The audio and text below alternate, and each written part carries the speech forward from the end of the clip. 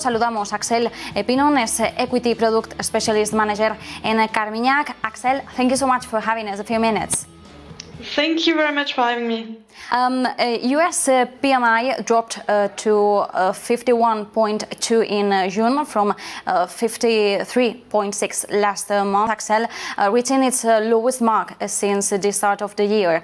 In the eurozone, economic growth has deteriorated too, according to preliminary PMI data. We are seeing how businesses have become much more concerned about the outlook. How should we understand these indicators? What are they telling us about the evolution of the global economy? Yeah, definitely. It has been some worrying figures that we have seen. The first negative figure on the growth, because everyone was really focused on the inflation front, but now we are seeing growth deteriorating. And one of the main reasons behind is for sure inflation, because when you have 8.6% year-on-year inflation in the US, 8.1 in eurozone, and it's even at the peak, definitely it's hurting growth. Because what we are seeing today in the US is that we are facing a wage price loop, especially for the low-skilled worker segment of the labor market. And this, combined with the shortage in housing and the unaffordability of the wholesale market, there is definitely an issue of high core inflation in the US.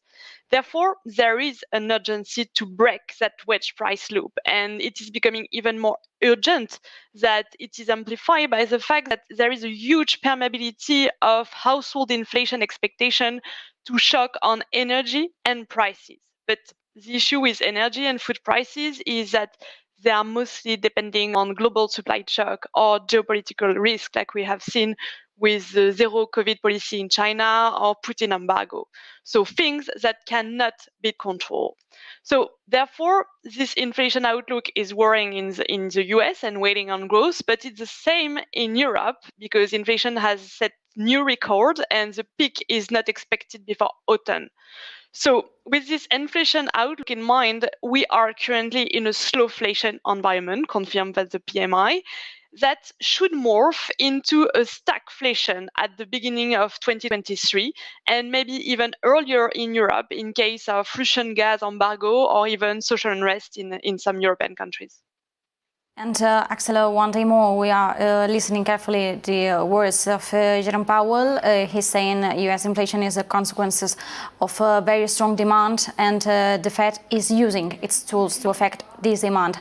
Are these actions enough to achieve this goal? Yeah, the Fed today is a major central bank that is the most behind the curve because it has to fight this developing wage price spiral that I was mentioning, so especially on the non-college educated worker.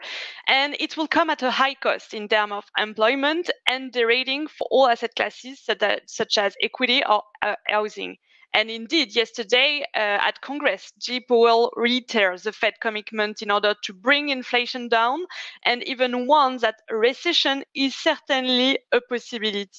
So today we really have central bankers that are facing a trilema consisting of taming inflation, preserving employment, and at the same time avoiding financial cost shock. And definitely the conjunction of these three contradictory objectives is a source of volatility for financial markets, but as investor could be also a source of future opportunities at some point of time.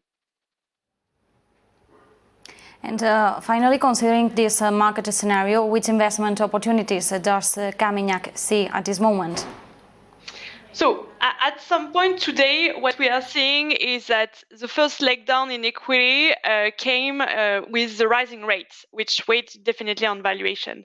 But beyond the evolution of multiple going forward, our concern really lies on the evolution of profit and earning, along with the squeeze on margin and the potential deterioration of economic growth, like we mentioned. Therefore, what we are doing is having a very cautious exposure to equity markets and favoring some markets and some sectors that could be resilient in this slowing growth environment, namely consumer staples, namely healthcare. And at the same time, what we are seeing is that we have today a huge gas crisis, energy crisis, that should support energy prices over the medium and long term, and therefore keep favoring energy within our portfolio. But on the fixed income side, it's completely different from equity because we already have gone a long way. And central bankers really seek a normalization of monetary policy, but not a dislocation of fixed income market. So uncertainty really related to the risk-free anchor has already led to severe price action on credit market. And so we should, in the coming weeks, in the coming months, see some opportunities within the credit market. So thank you so much, Axelle Pinon from Carmignac, for this vision, for this analysis. It's been a pleasure.